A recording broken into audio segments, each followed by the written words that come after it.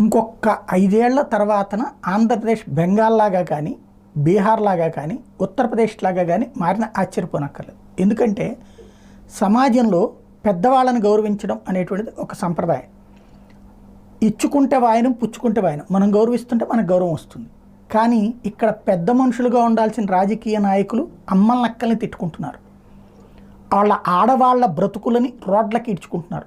ఒకళ్ళ ఆడవాళ్ళని ఇంకొకళ్ళు రోడ్లకి ఈడుస్తున్నారు. తద్వారా ఇప్పుడు వాళ్ళ ఆడవాళ్ళ పట్ల ఏ గౌరవము లేదు. అదే సందర్భంలో రౌడీలు, అరాచక శక్తుల్ని హీరోలుగా చూపెడుతున్నారు. వాళ్ళ మీడియా, వీళ్ళ మీడియా. వాడి మీద దాడి జరిగినప్పుడు వీళ్ళు తప్పు పట్టడం, వీళ్ళ వాడి మీద దాడి జరిగినప్పుడు వాళ్ళు తప్పు పట్టడం, ఇట్లాగా కథలు నడుపుకుంటూ రౌడీల్ని హీరోలుగా చేస్తూ, అరాచకవాదుల్ని ప్రేమిస్తూ, అన్యాయాలు చేసేటువంటి వాళ్ళని హీరోలుగా చూపెడుతూ, బ్యాంకులకు డబ్బులు ఎగ్గొట్టే దొంగల్ని కూడా హీరోలుగా చూపెడుతూ, టోటల్గా